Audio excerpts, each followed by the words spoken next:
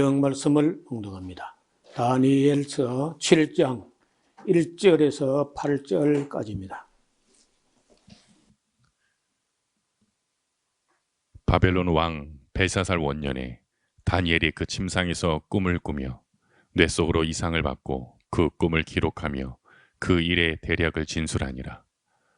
다니엘이 진술하여 가로되 내가 밤에 이상을 보았는데 하늘에 네 바람이 큰 바다로 몰려 불더니 큰 짐승 넷이 바다에서 나왔는데 그 모양이 각각 다르니 첫째는 사자와 같은데 독수리에 날개가 있더니 내가 볼 사이에 그 날개가 뽑혔고 또 땅에서 들려서 사람처럼 두 발로 서게 함을 입었으며 또 사람의 마음을 받았으며 다른 짐승 곧 둘째는 곰과 같은데 그것이 몸 한편을 들었고 그 입의 이사이에는 새 갈빗대가 물렸는데 그에게 말하는 자가 있어 이르기를 일어나서 많은 고기를 먹으라 하였으며 그 후에 내가 또 본즉 다른 짐승 곧 표범과 같은 것이 있는데 그 등에는 새의 날개 넷이 있고 그 짐승에게 또 머리 넷이 있으며 또 권세를 받았으며 내가 밤 이상 가운데 그 다음에 본 넷째 짐승은 무섭고 놀라우며 또 극히 강하며 또 큰 천리가 있어서 먹고 부서뜨리고 그 나머지를 발로 밟았으며 이 짐승은 전에 모든 짐승과 다르고 또 10뿔이 있으므로 내가 그 뿔을 유심히 보는 중 다른 작은 뿔이 그 사이에서 나더니 먼저 뿔 중에 셋이 그 앞에서 뿌리까지 뽑혔으며 이 작은 뿔에는 사람의 눈 같은 눈이 있고 또 입이 있어 큰 말을 하였느니라. 네. 다니엘서가 조금씩 이제 어려워지는데 7장, 8장이 어쩌면은 가장 어렵다 싶고요. 그 다음에 이제 9장도 조금 어려운 면이 있습니다. 그런데 이제 어려운 난제가 나왔을 때 그걸 놓고 자꾸 연구하고 해석하고 이렇게 하면 자꾸 어려워져요. 그렇게 하지 말고 차라리 조금 더 읽어 나가면은 다니엘도 이런 계시나 환상을 보고 잘 몰라가지고 또 묻고 이렇게 해요. 그 바람에 다니엘이 그냥 보자마자 알았으면은 묻지도 않았을 것이고 대답도 없어가지고 우리가 어려울 텐데 쭉 읽어보면은 이 모든 꿈과 이상과 환상을 다 보고 다니엘 자신도 이해가 안 돼가지고 애를 태우면서 그 질문을 합니다. 그러니까 이제 천사가 또 설명을 하고 그걸 쭉 다, 그러니까, 읽어가지고 해석부터 하려고 하지 말고 7장부터 8장까지를 쭉 연달아서 읽어 나가면은 그 사람의 해석이 아니고 천사가 해석해주는 내용이 이해가 되면서 따로 해석을 안 해도 읽을 수 있다 이렇게 봅니다.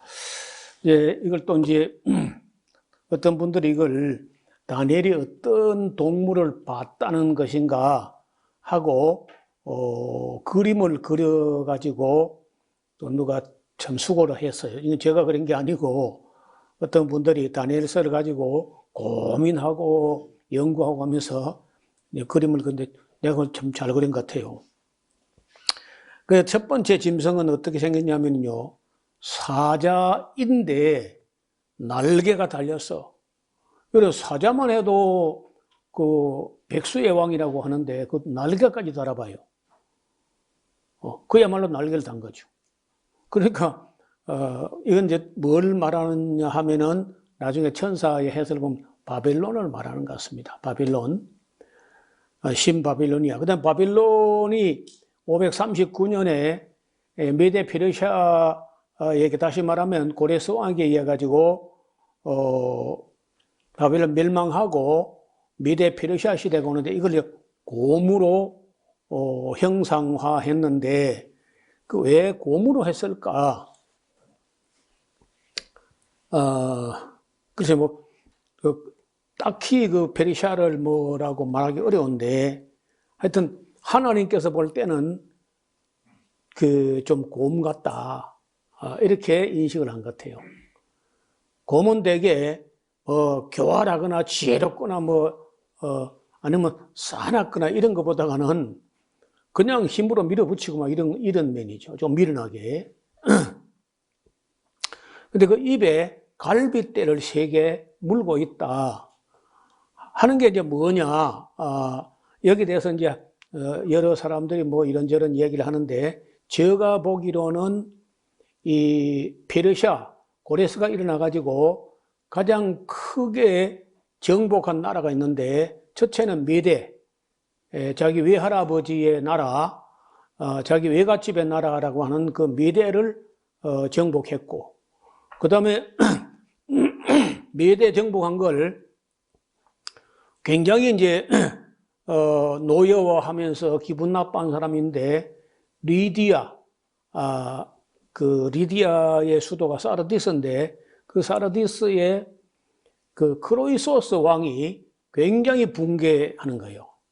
왜냐하면은 그 메대 왕에게로 시집을 간 사람이 있었는데, 그 리디아 왕국의 크로이소스의 여동생이 리디아 왕국의 그 메대 왕국의 왕의 왕비로 갔는데, 무슨 뭐 고레스라는 어린애가 일어나가지고 유서 깊은 그런 메대 나라를 뭐 어쩌고 어째 그러면서 이제 크로이소스가 군사를 일으켜가지고 고레스하고 이제 그 일전 결사 이제 붙었단 말이에요. 그때 그 고레스가 올림포스 산에 가서 델피 신전에 가서 이제 신탕을 받았다는 거예요. 그 지금 내가 전쟁을 하면 되겠는가 이렇게 그래 물었더니 그 무당이 하는 말이, 크로이소스가 지금 군사를 일으키면 대제국을 멸망시킬 것이다 이렇게 했다는 거야.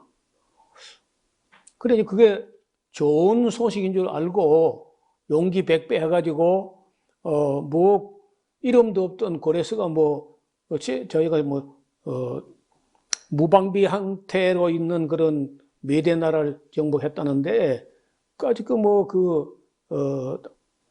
아무것도 아닐 거다 이렇게 이제 붙었는데, 이거 그 고레스 군대하고 그 리디아 왕국의 크로이소스 군대하고 앞으로 게임도 안 돼요. 뭐 싸워도 못하고 그냥 고레스 군대에게 밀리는 거라.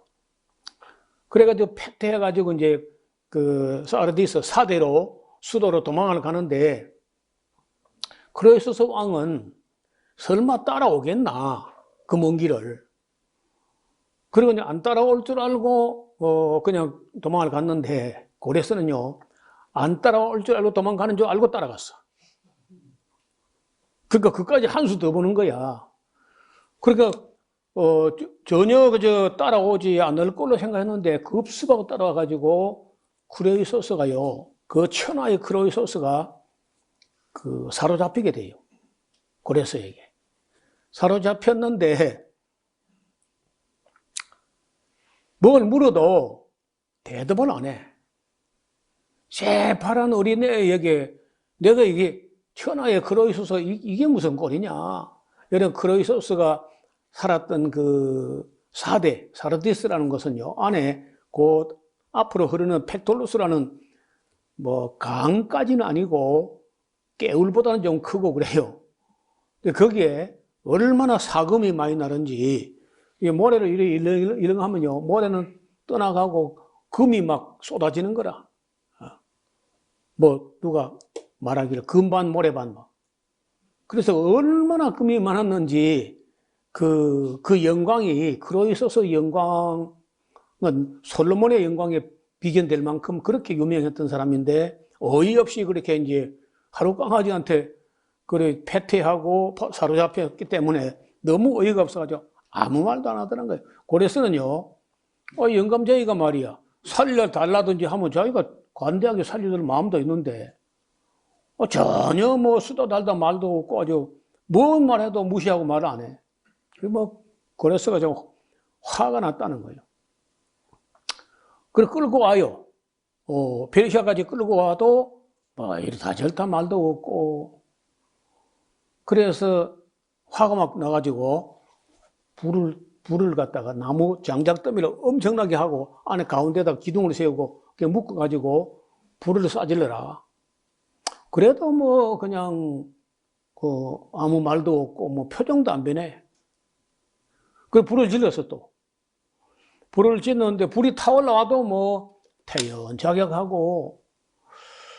그래 이제 고레스가 조금 보다가 후회를 해요. 그래 있었어 하더니 뭐 정말 그 인물인가 보다. 얘들아 불 꺼라 그래. 불이 너무 많이 세게 타오르니까 불이 안 꺼지는 거예요. 그래가지고 불을 끄라고 깜을 질러도 뭐 불이 안 꺼지고 하는데 갑자기 막 하늘에서 내성 병력을 치면서 창대 같은 소나기가 쏟아져가지고 불이 저절로 꺼진 거예요. 그래 이제 그걸 보고 고레스 왕이 크레이소스를 정중하게 모시고 내가 대인을 몰라뵈서 무례를 행했으니까 용서해 달라고. 내가 젊어서 꿈은 크고 경험은 없어가지고 혹시 내가 실수가 있을 수 있는데 그 어르신께서 나와 함께 계셔가지고 국사처럼 도와달라고. 그리고 고레스가 그래 하니까 그래 하면서 그러더라는 거예요. 예, 그래서 이제 맨 먼저 메대를 삼켰고 메대에 삼킨 다음에 리디아, 사르디스를 삼켰고 그다음에 이제 바벨론을 삼켰다는 거예요. 그러니까 메대, 리디아, 바벨론 이 세 나라 큰 나라인데 이걸 삼킨 걸 두고 곰이 이 곰탱이 같은 페르시아가 갈빗대 세계를 물고 있다고 한 걸로 이렇게 이제 해석을 합니다. 그 세 번째 짐승은요, 표범인데 머리도 4개라. 그건 참 여러분 이 꿈이라든지 환상은 좀 그런 거죠. 머리도 4개고 날개도 4개라. 그러니까 이건 참 이해하기 아주 곤란한 그런 그림인데 얼마나 날랜지 날개 2개만 더 빠르고 표범만 해도 빠른데 그것도 날개를 4개나 다니까 뭐 얼마나 빠른지 순식간에 불과 한 11년 만에 그 페르시아가 갖고 있던 모든 땅을 몽땅 다 점령해 버렸거든. 알렉산더가. 그러니까 그리스, 다시 말하면은 마게도니아에서 일어난 알렉산더의 나라 그 헬라 제국을 상징한다는 거예요. 여기 이제 날개나 머리가 4개라고 하는 것은 그 알렉산더 밑에 4인방이라는 장군들이 있는 거예요. 카산드로스라고 하는 그 알렉산더의 이붐의 아버지 다른 여동생, 알렉산더에게 아버지가 다른 여동생, 영어로는 하프 시스터라 그래요. 절반만 여동생이다. 그하고 이제 카산드하고 결혼을 했기 때문에 알렉산더 대왕하고는 천암남매지간인 거라. 그런 장군이 있었고 리시마크스라고 하는 또 장군이 있었어요. 그리고 또 하나는 프톨레마이오스, 보통 이제 돌레미 하는데 프톨레마이오스라고도 하고 톨레미라고도 하고 이제 애굽 출신의 장군입니다. 하고 이제 또 한 사람이 있는데 안티고누스라고 하는 장군이 있었어요. 알렉산더 밑에 4장군을 두고 4개 표범의 머리가 4개라 그러고 날개가 4개였다 이렇게 해석을 하는 겁니다. 여기까지는 뭐 전혀 어렵지 않습니다. 여기까지는 또 뭐 저뿐 아니라 다니엘서를 해석한 분이 뭐 거의 다 비슷비슷하게 해석을 하기 때문에 뭐 전혀 어렵지도 않고 또 난해하지도 않고 되게 뭐 일치되는 것 같아요. 문제는 4번째 짐승인데 저도 이거는요 다니엘서 설교 강의를 지금 여러 번째 하지만은 이 제일 어려운 게 4번째 이것도 짐승인데 동물인데 글쎄 그림도 이제 이거는 일반적으로 무슨 뭐 예를 들어 사자, 곰, 표범 이건 다 알잖아요. 그런데 이거는 이 4번째는 이게 무슨 땅에 우리가 일반적으로 있는 어떤 동물 우리가 아는 어떤 동물 같지도 않고, 동물이 아니고 괴물이야, 괴물. 이거는 뭐 무시무시할 뿐 아니라 뿔이 무슨 뭐 10개나 있는 거예요. 나중에 이제 그 천사가 해석하는 걸 보면은 그 뿔은 이 나라에서 일어날 열왕이다. 열뿔이라는 게 열왕이다고 하는데, 그것도 이제 어려운 게, 아니, 로마라는, 이제, 다가 이제 일치하는 건 로마라는 거는 일치해요. 근데 로마에서 무슨 왕이 열왕이 무슨 말이냐. 로마의 왕이 10명밖에 없다고? 엄청나게 많죠. 그래서 이제 이게 어려워진 거예요. 그래서 이 문제, 이 열왕이 누구냐, 뭐냐, 어떻게 해석해야 되느냐는 것은요, 그 다니엘서 해석한 사람들마다 뭐라고 다 해석도 하는데, 제가 볼 때 아무 해석도 마음에 쏙 안 들어. 또 그럼 뭐 저가 해석하면 뭐 깨운하냐? 저가 해석해도 어려워. 이게 무슨 말인지. 왜 10명이라고만 해? 그러니까 칼빈의 해석을 보니까 칼빈의 해석도 아리까리해요. 그냥 여러 왕이다 하는 그런 뜻이지 꼭 10명 이런 건 아니다. 칼빈은 또 그렇게 해석을 했더라고. 근데 이게 뭐 또 10명이면 어떻고 20명이면 어때요? 이거 뭐 우리하고는 별로 상관없어. 어떻든 여기 이제 문제는 그 8절에 봐요. 7장 8절에 내가 그 뿔을 유심히 보는 중에 다른 작은 뿔이 그 사이에서 나더니 먼저 뿔 중에 셋이 그 앞에 뿌리까지 뽑혀버렸다. 이 작은 뿔에는 사람의 눈 같은 눈이 있고 또 입이 있어 큰 말을 하였다. 아니 그 뿔에 무슨 또 입이 있으며 뿔이 무슨 또 말을 나중에 뿔이 왕이라고 하니까 그 7장 24절에 그 열뿔은 이 나라에서 일어날 열왕이라고 하니까 이제 그 뿔이 뭐 왕이니까 말하는 거죠. 그래 이것은 이제 뭘 말하냐 앞을 보세요. 그림을 좀 봐요. 그림을 계속 그냥 켜놔요. 여기 로마를 우리가 주전 64년에 폼페이우스가 예루살렘에 진격해 들어온 날부터가 로마가 다스린 시대, 이렇게 자꾸 이제 인식을 하기 쉬워요. 그런데 그렇게 하면 이제 전혀 또 그 해석이 안 되고, 이 신구약 중간사까지 이제 겉들어서 이야기를 해야 되는데, 언제부터 로마라고 해야 되느냐? 여기 보면 168년이라고, 이 해석자는 168년부터 로마가 망할 때 476년까지 이제 로마라는 지명이다. 이렇게 이제 봐야 된다는 건데, 왜 168년이라고 하냐면은, 그 즈음에 그 밑에 잘 보세요. 안티오커스 에피파네스 4세라는 사람이 애굽하고 싸우러 갔는데, 애굽은 이미 로마 영사가 애굽을 벌써 먹었어. 정보가 없어가지고 그것도 모르고 이제 갔는데, 그래 그때부터 애굽을 먹고, 또 안티오커스 4세 이전에 안티오커스 3세 때에 로마하고 전쟁이 붙었는데, 왜 전쟁이 붙었냐?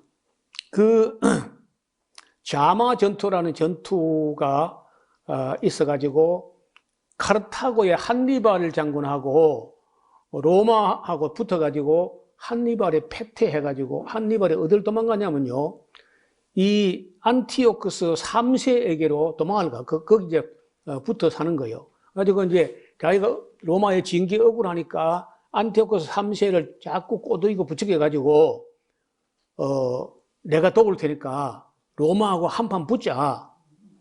그러니까 이제 안티오쿠스 3세도 이제 그때 조금 자기가 몇 번 이기고 했기 때문에 좀 뭔가 한니발하고 함께 하면은 로마하고도 한번 해볼 만하다 이렇게 생각했던가 봐. 그래서 이제 그리스 땅을 침공했는데 바로 로마가 응징하러 옵니다. 그래가지고 뭐 그때 안티오코스 3세가 로마에게 패하면서 어마어마한 전쟁 보상금을 내놔야 돼. 자기 평생에 갚아도 못 갚을 만큼의 전쟁 보상금을 내놔야 되는 입장이 되는데, 그때 이 한니발은 그 페트라 쪽으로 도망을 간 걸로 도망가 버리고 안티오코스 3세는 빚을 지고 이제 있다가 죽고, 그 뒤를 이어서 안티오코스 4세 에피파네스가 이제 그 왕이 됐는데, 자기 아버지 때 진 빚을, 로마에 진 그 전쟁 보상금을 이 안티오코스 4세도 갚아야 되는데 돈이 있어야 말이지. 그래서 이제 원래도 이 성품이 안티오코스 에피파네스는 미친놈이고 또 교활하고 비열하고 나쁜 놈이고 약탈을 일삼고 이제 그런, 원래도 그런 놈인데 로마에다가 진 전쟁 빚의 부채를 갚으려고 하니까 있는 힘을 다해서 약탈을 하는 거예요, 이제. 그래서 로마에 애굽을 먹어가지고 이제 애굽을 먹으면은 그 안에 또 뭐 금은 보화가 있을 거다, 뭐 그래서 갔겠죠. 근데 뭐 첫 번째 갔을 때는 어느 정도 성과가 있었는데, 그때 페니키아하고 유대 땅에 무슨 반역이 일어났다는 소문이 들려가지고 애굽을 총정리도 못한 채 또 급격히 와가지고 그 정리하고 나서 다시 두 번째 로마에 갔을 때 이제 로마 영사가 나온 거야. 그리고 로마 지중해 뭐 로마 함대가 쫙 떠 있는데 저 로마 군대를 보고 한판 승부를 가려볼 것인지 오던 길로 얌전하게 돌아갈 것인지 하면서 병사를 시켜가지고 안티오코스 에피파네스가 서 있는 거기다가 동그라미를 요래 그리면서 그 동그라미 안에서 나오기 전에 결단하라고. 근데 악질적이고 못되고 뭐 그런 사람이라도 로마 군대를 보니까 싸울 엄두가 안 나는 거야. 그래 할 수 없이 거기서 항복을 하고, 그때 이제 항복하면은 그 해가 BC 168년인데 그 해부터 이제는 안티오코스 에피파네스가 다스리는 그 헬라 시대는 마지막 그 종점을 찍고 그날부터는 이제 로마 시대로 봐야 되지 않느냐. 이런 관점에서 168년, BC 168년부터가 로마가 동양 전체까지, 페르시아 땅까지도 다 통치하게 된 걸로 해석하는, 여러분 역사라는 게 해석하는 사람들마다 이렇게 좀 다를 수 있는데 제가 보기에도 좀 무난한 것 같아요. 왜냐하면 지난번에 안티오코스 에피파네스 앞에 안티오코스 3세 때부터 로마를 해도 괜찮고, 아니면 168년 이때부터 로마 시대를 해도 무리가 없어요. 어떻든 지금 이제 로마가 지중해 판도 전체를 통치하는 시대가 도래했다고 이제 보니까 그 때를 이 악한 짐승의, 이 흉악한 짐승의 때로 보면은 무리가 없다는 이야기입니다. 이해가 되는지 모르겠어요. 그리고 유재원 선생님 9절부터 좀 읽어주세요. 9절. 내가 보았는데 왕자가 놓이고 옛적부터 항상 계시니가 좌정하셨는데 그 옷은 희기가 눈 같고 그 머리털은 깨끗한 양의 털 같고 그 보좌는 불꽃이요 그 바퀴는 붙는 불이며 불이 강처럼 흘러 그 앞에서 나오며 그에게 수종하는 자는 천천히요 그 앞에 시위한 자는 만만이며 심판을 베푸는데 책들이 펴 놓였더라. 그때 내가 큰 말하는 작은 뿔의 목소리로 인하여 주목하여 보는 사이에 짐승이 죽임을 당하고 그 시체가 상한 바 되어 붙는 불에 던진 바 되었으며 그 남은 모든 짐승은 그 권세를 빼앗겼으나 그 생명은 보존되어 정한 시기가 이르기를 기다리게 되었더라. 네. 자, 이게 이제 이렇게 아까 그 짐승까지만 보면은 너무 무섭고 절망적이고 소망이 안 보이냐 이렇잖아요. 그런데 여기 이제 9절부터 뭐라고 하냐면은 그렇다고 해서 그냥 그 성도들은 끝나버리는 게 아니고 여기 보니까 모양이 심판하시는 하나님인 거야. 요한계시록에 그 하나님 보좌 주변을 말할 때 그 모셔선 천군 천사가 천천히요 만만이다 이런 말이 나오는데 그래서 그 짐승이라고 하는 이 큰 흉악한 짐승도 결국은 죽임을 당하고 그 시체가 상한 바 되어서 붙는 불에 던져 버렸다. 또 그 남은 모든 짐승은 그 권세를 빼앗겼으나 그 생명은 보존되어 정한 시기가 이르기까지 기다리게 되었더라. 그래서 언제나 하나님께서 최종 심판을 하실 때 그때 소망이 있다는 얘기죠. 내가 또 밤 이상 중에 보았는데 인자 같은 이가 사람의 아들 같은 이가 아마도 이거 예수님 같아요. 하늘 구름을 타고 와서 옛적부터 항상 계신 자에게 나와 그 앞에 인도되며 그에게 권세와 영광과 나라를 주고 모든 백성과 나라들과 각 방언하는 자로 그를 섬기게 하였으니 그 권세는 영원한 권세라 옮기지 아니할 것이요 그 나라는 패하지 아니할 것이라. 교회를 두고 말한다. 영원히 없어지지 않는 하나님의 나라라고 하는 거예요. 예수님이 와서 그런 나라를 다스리게 되는 거죠. 나 다니엘이 중심에 근심하며 네 속에 이상이 나로 번민케 한지라. 내가 그 곁에 모신 자 중 하나에게 나아가서 이 모든 일의 진상을 물어. 궁금하니까. 물음에 그가 내게 구하여 그 일의 해석을 알게 하여 가로되 네 큰 짐승은 네 왕인데 세상에 일어날 것이로되 그게 끝이 아니고 지극히 높으신 자의 성도들이 나라를 얻게 된다. 그리고 그 누림은 영원하고 영원하리라. 이게 이제 교회라고 하는 예수님이 왕이 되는 그런 교회라는 거예요. 이게 내가 넷째 짐승의 그거 이 다니엘도 그 넷째 짐승의 진상을 알고자 하였으니 곧 그것은 모든 짐승과 달라서 심히 무섭고 그 이가 철이요 그 발톱은 노시며 먹고 부서뜨리고 나머지는 발로 밟으며 또 그것이 머리는 10뿔이 있고 그 외에 또 다른 뿔이 나오는데 3뿔이 그 앞에 빠졌다. 그 3뿔이 왜 빠졌느냐?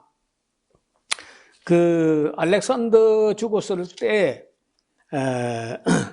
카산드하고 리시마커스, 안티고누스 이 세 사람이 있었고 이 셀류커스라고 하는 이 왕조가 있었고 이제 네 왕조가 있었는데 이 안티오코스 에피파네스쯤 왔을 때는요 나머지 이 세 왕들 다시 말하면 카산드, 리시마커스, 안티고누스 이거 다 없어져 버리거든요. 전부 다 셀류커스 왕조가 그냥 다 통치하는 이렇게 된 것을 두고 하는 말 같이 보입니다. 또 그 뿔에는 눈도 있고 큰 말하는 입도 있고 그 모양이 동류보다 강하여 보이는 것이라. 내가 본 적 이 뿔이 성도로 더불어 싸워 이겼어요. 여러분 이 악당이 로마에서 이제 창피를 당하고 올라오다가 예루살렘 들어간 거야. 예루살렘 들어갔는데 들어가서 뭘 하느냐? 온갖 악랄한 짓을 다 해요. 하나님의 성전에 돼지 피를 뿌리고 돼지고기를 넣어놓고 그 제우스 신, 올림피아 신, 무슨 신, 뭐 여러 신상을 갖다 씌워놓고 거기서 그 신에게 제사를 하게 하고 율법을 금하고 제사들을 폐하고 할례도 금하고 성경 소지도 못하고 막 이렇게 무시무시하게 이제 박해라는데 그걸 왜 그렇게 엉뚱한 짓을 하느냐 하면은 그 유대인들로 하여금 그들의 종교를 공격하면 틀림없이 반발하고 대들 거라는 거예요. 대들면은 다 죽여버리고 전쟁이 난 것처럼 해가지고 성전을 약탈하면 돈이 있을 거다. 가장 급한 게 돈이야. 로마에 갚아야 될 돈이 너무 많기 때문에. 자기 아버지 때부터 자기 평생 갚아도 못 갚아. 그렇게 해서 그 무시무시한 짓을 합니다. 이 68년 168년부터 몇 년 동안 그걸 하느냐? 3년 반을 그래요. 그러니까 164년 12월 25일 날 그 나중에 성전 숙청이라고 마카비오스 라고 하는 그 독립운동하는 유대 군대들이 일어나가지고 그 안티오코스 에피파네스 군대를 물리치고 그 성전을 회복해가지고 다 청소하고 우상 다 빠내리고 그리고 제사를 정상 회복하는데 3년 반쯤 걸리는 거야. 한때, 두때, 반때. 이걸 두고 이제 하는 얘기거든요. 그래서 이 뿌리 성도를 이겼는데 옛적부터 항상 계신 자가 와서 지극히 높으신 자의 성도를 위하여 신원하셨고 때가 이름의 성도가 나라를 얻어라. 여러분 그때 이 안티오코스 에피파네스가 얼마나 악질적인 일을 하느냐. 그때 있었던 그 어마어마한 사건 중에 하나가 7 아들을 둔 어머니가 있었는데 그 과부야. 7 아들을 둔 어머니가 있었는데 안티오코스 에피파네스가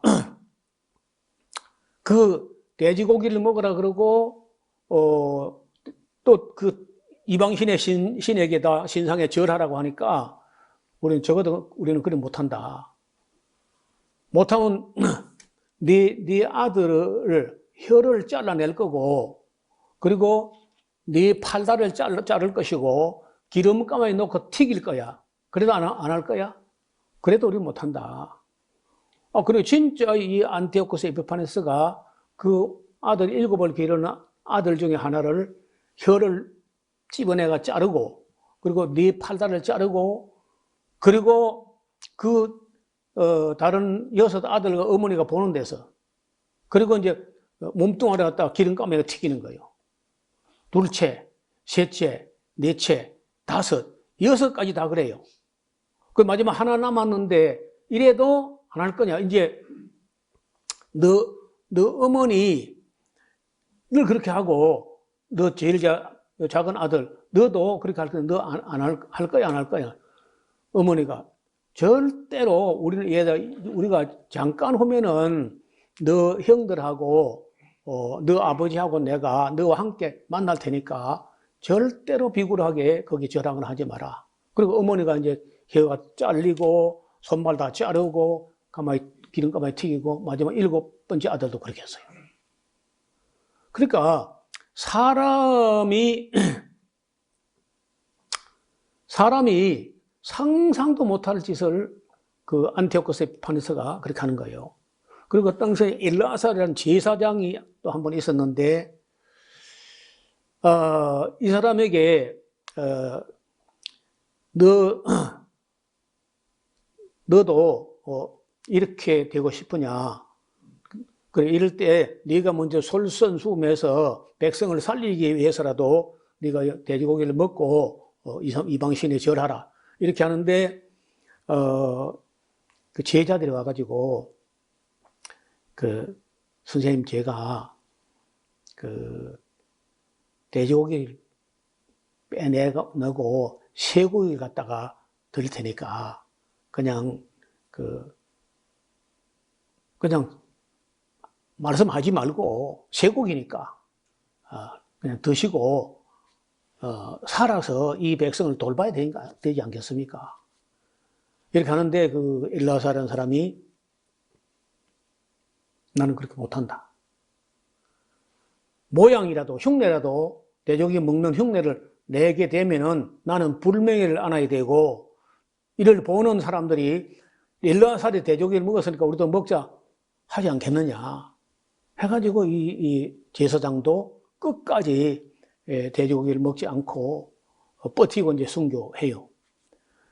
그리고 이제 그때 모데인이라고 하는 마을에 또 신하들을 보내가지고 거기 마따디아스라고 하는 제사장을 보고 그 돼지고기를 먹으라 그러고 또 이방신을 그래서 제사를 드리라고 이렇게 하는데, 하지 않으면 너희 다 죽는다. 그러니까 그 제자 중에 하나가 겁이 나니까 그냥 앞을 주르르 가가지고 바로 그 절을 하려고 하니까 그 마따디아스는 제사장이 칼을 빼가지고 그 목숨을 아까 두려워가지고 절하는 사람을 칼로 쳐서 죽이고 그 심부름 온 왕의 심부름 온 그 사자도 쳐 죽여버립니다. 그래가지고 마카비우스 하고 그 형제들이 함께 자기 아버지하고 함께 일어나가지고 이제 독립운동, 항전을 해요. 게릴라전을 벌이면서. 근데 그걸 3년 반 넘어 열심히 싸워가지고 결국은 몇 번을 죽을 고비를 넘기면서 그야말로 하나님이 함께 하지 않으면은 저 작은 군대를 가지고 게릴라전을 벌여가지고 그 셀류쿠스, 안티오쿠스를 어떻게 이기느냐? 그 번번이 이기는 거예요, 번번이. 그 이야기가 그 신약 성경, 아니 구약하고 신약 사이에 신구약 중간사 시대에 기록된 외경, 마카비오스 1서 2서란 책이 있습니다. 마카비오스 1서 2서 책에 지금 드리는 이런 이야기가 고스란히 기록이 되어 있는 거예요. 그래서 가톨릭에서는 외경이지만은 그 역사적인 가치가 있다 해가지고 신약하고 구약 사이에 그걸 끼워 넣어 놨어요. 마카비오스하고 여러 책을. 우리는 이건 정경이 아니다 하고 이제 안 했는데 어떻든 그 어마어마한 그런 끔찍한 일이 있었는데 이 사건을 두고 유대인들로서는 우리나라의 8월 29일처럼 국치일처럼 그렇게 그 가슴 아파하는 성전에다가 이방신을 신상을 세우고 돼지피를 흘리고 거기다가 사람을 돼지고기를 먹게 하는 이런 악한 짓을 했던 이 날은 유대인들에게 있어서 영원히 잊지 못할 그런 날인 거예요. 그래서 이제 그 24절에 그 열 뿔은 이 날에 일어날 열 왕이요 그 후에 또 하나가 일어나리니 그는 먼저 있던 자들과 달라가지고 새 왕을 복종시킬 것이며 그가 장차 말로 지극히 높으신 자를 대적하며 또 지극히 높으신 자의 성도를 괴롭게 할 것이며 또 때와 법을 변개코자 할 것이며 성도는 그의 손에 붙임받아 가지고 한 때와 두 때 반 때 3년 반 정도. 그러니까 이걸 왜 이렇게 말하느냐? 3년 반이라고 말하기도 하고 그 1260이라고도 하고 42달이라고도 해요. 똑같아요. 근데 제일 길게 느껴지는 거는요. 1260이라면 제일 긴 것 같죠. 그렇죠? 42달 하면 또 그것도 길어 보여. 그 다음에 또 이제 3년 반 하면 그것도 길어 보여. 근데 가장 짧게 보이는 건 뭐예요? 한 때, 두 때, 반 때. 똑같은 기간을 말한데도 고난은 그리 오래 가는 건 아니다. 여러분, 이 42달 하는 그 3년 반 하는 말이 여러 번 나오는데 엘리야 때에 그 3년 6개월 비가 안 온 적이 있었어요. 또 여기 지금 다니엘 때에 또 3년 반 하는 이런 말이 나옵니다.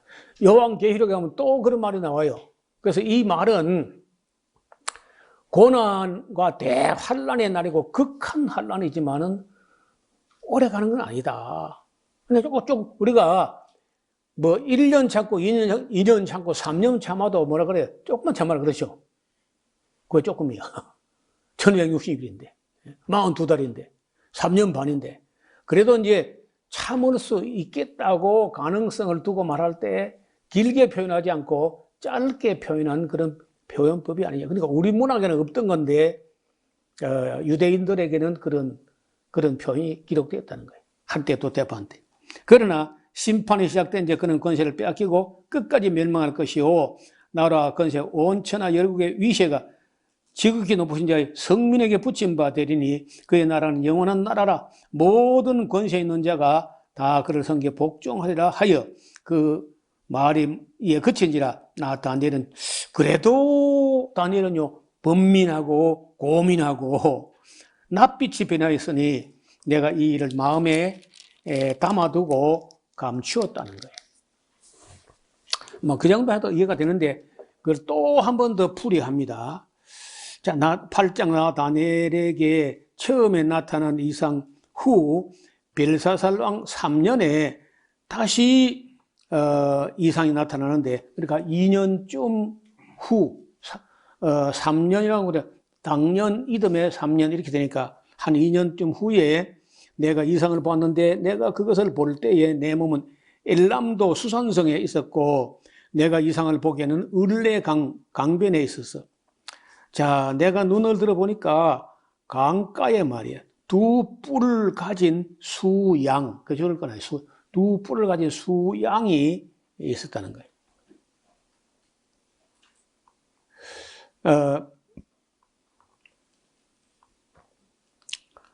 그림을 좀 볼까요?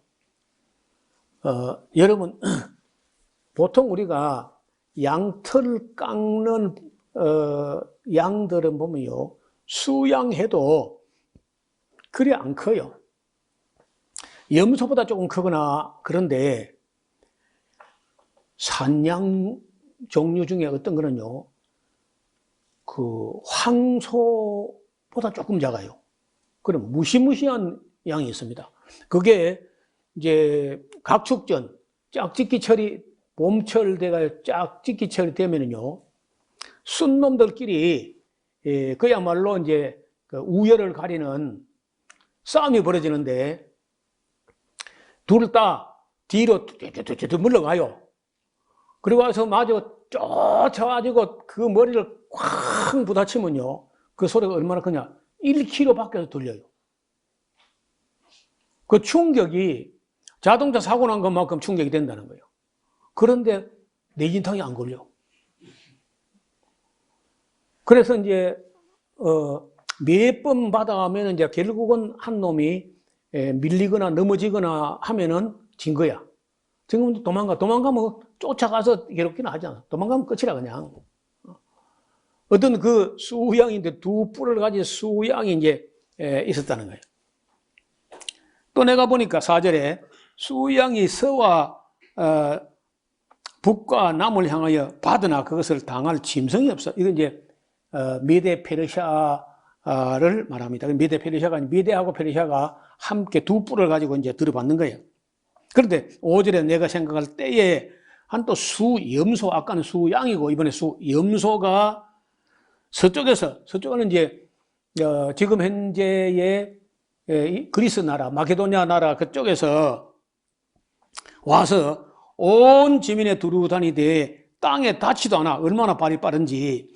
그 염소 두 눈 사이에 현저한 뿔이 하나 났어. 그 뿔이 뭐냐? 알렉산더 대왕이야. 뿔 한 개 있더라. 그것이 두 뿔 가진 수양에게로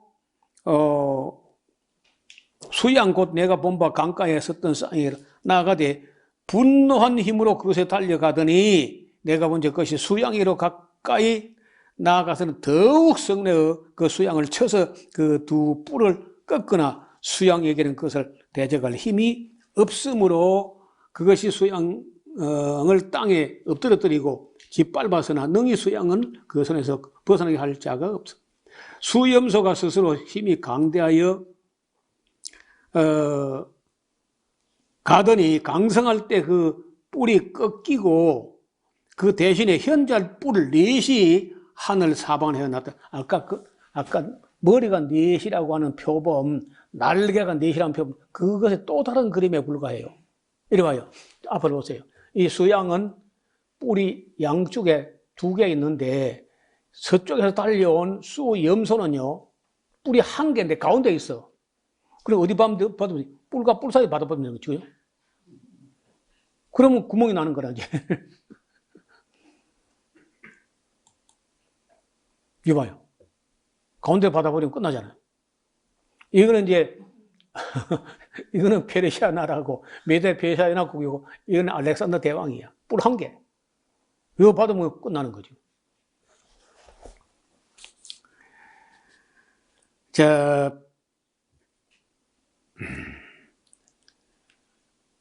11절 또 스스로 높아져서 군대의 주제를 대적하면서 그에게 매일 드린 제사를 제하여 버렸고 그의 성소를 헐었으며 범죄함을 인하여 백성과 매일 드린 제사가 그에게 붙임바 되었고 그것이 또 진리를 땅에 던지며 제멋대로 행하여 형통하였더라. 내가 들은 이제 거룩한 자가 말하더니 다른 거룩한 자가 그에게 말하는 자에게 묻되 이상에 나타난 바 매일 드린 제사와 망하게 하는 그 죄악에 대한 일과 성소의 백성이 내어준 바 되면서 짓밟힐 일이 어느 때까지 이를꼬 하매 그가 내게 이르되 2300주야까지 될 때인데 그때 성소가 정결하게 됨을 입으리라 하였느니라. 예, 이것도 좀 어려운데 조금 그림을 볼까요?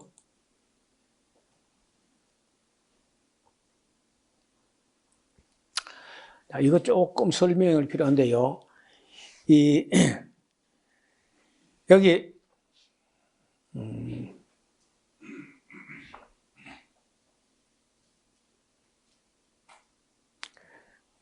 집에 그림을 하나 두고 온 것 같습니다. 예, 그냥 설명을 해보겠습니다. 요 2300주야라는 말은 6년 4개월 20일 계산해 보면요. 한 달을 우리처럼 31일 이런 게 아니고 유대력은 무조건 30일이야. 그래서 이제 그 2300주야, 2300일을 30일씩 나누면요. 6년 4개월 20일쯤 되는데 성전이 더럽혀지게 된 것은 이때부터예요.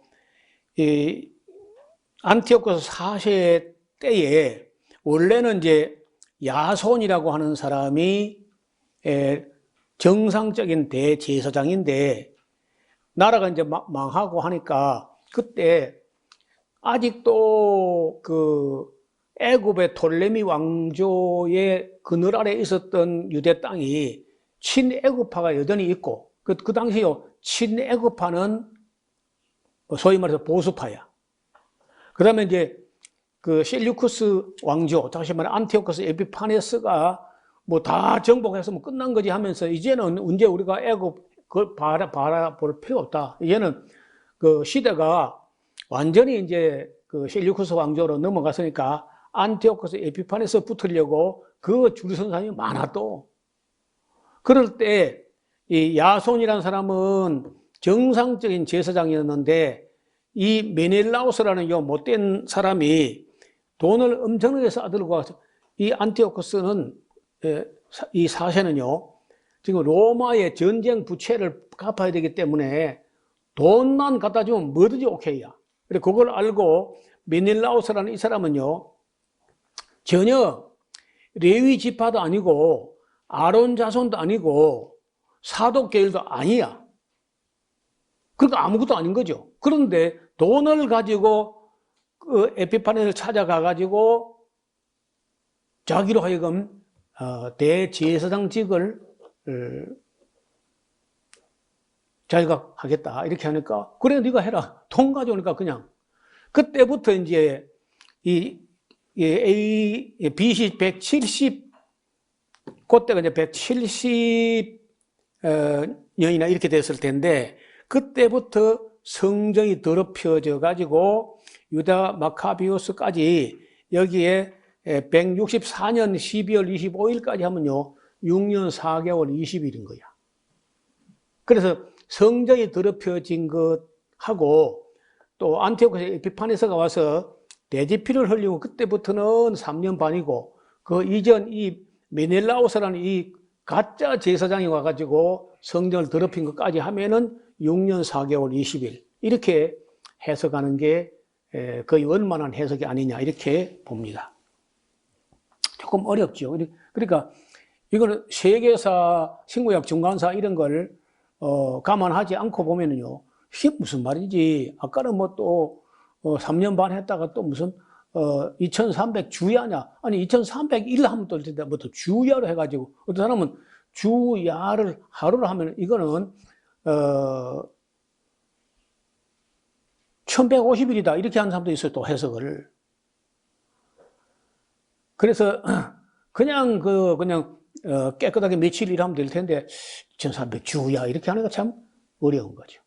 제가 보는 해석은 이제 이렇게 봅니다. 메넬라우스부터 해가지고 마카비오스가 수전절 하누카라고 하는 성전을 숙성했던 그 날까지를 6년 4개월 20일로 해석하는 게 맞다. 이걸 잘못 해석한 사람들이 바로 안식교가 2300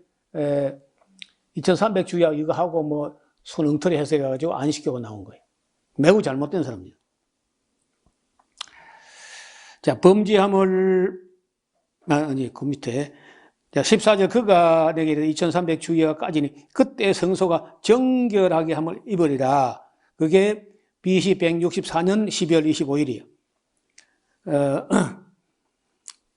자, 15절 나 다니엘이 이 이상을 보고 그 뜻을 알고자 할 때에 사람 모양 같은 것이 내 앞에 섰고 내가 들은 이제 을레강 두 언덕 사이에서 사람의 목소리가 있어서 외쳐 가로되 가보이라 이 이상을 이 사람에게 깨닫게 하라 하더니 그가 나의 선 곳으로 나왔는데 그 나올 때 내가 두려워서 얼굴을 땅에 대고 엎드리매 그가 내게 이르되 인자야 사람의 아들아 깨달아 알아라 이 이상은 정한 때 끝에 관한 것이라.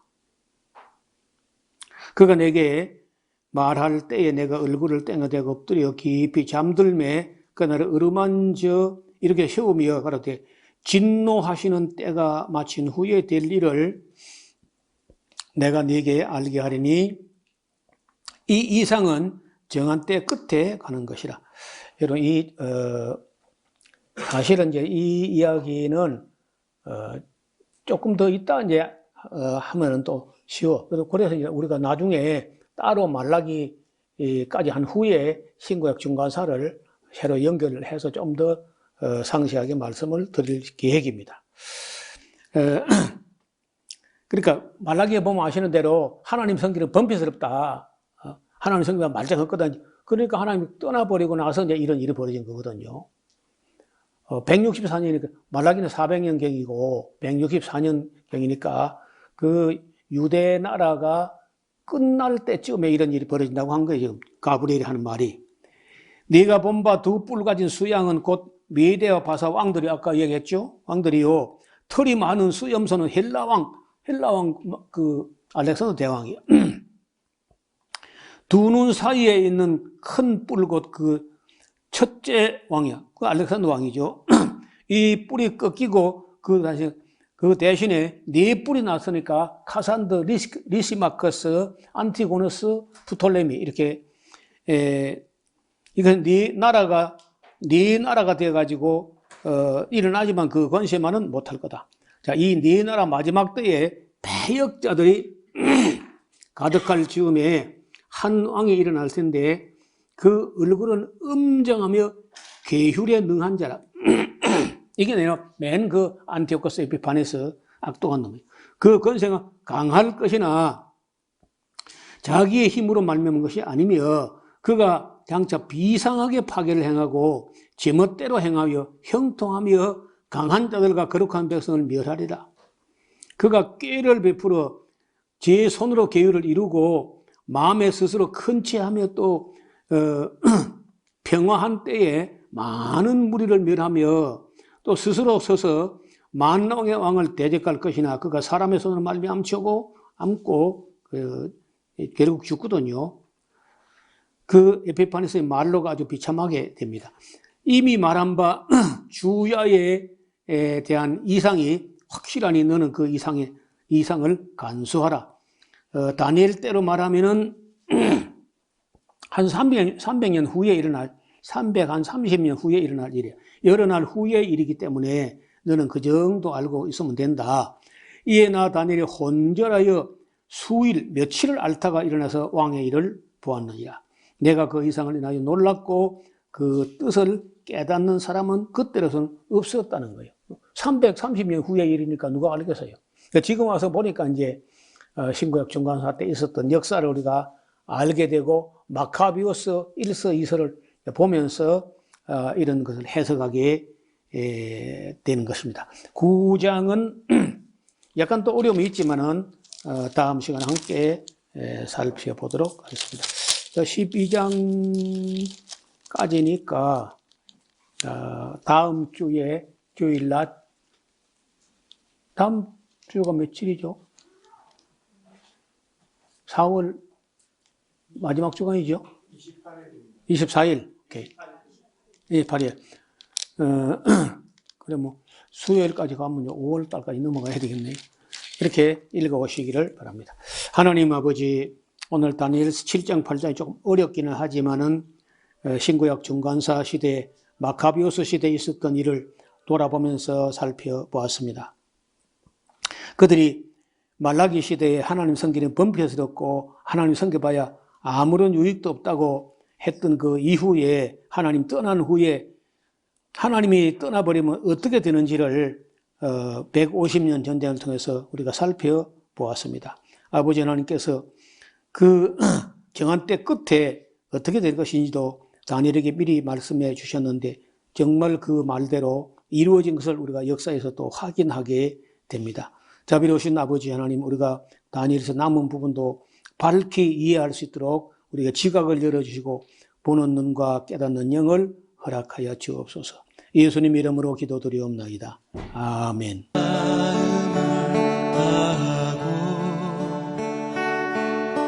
성품을 다하고 힘을 다하여서 여호와를 사랑하라. 내게 준 계명을 마음에 새기고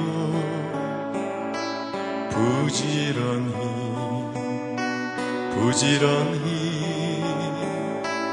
이웃에게 전하여라. 그러면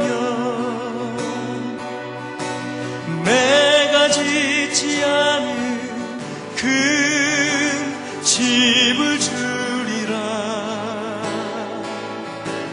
내가 심지 않은 과실을 먹게 하리라.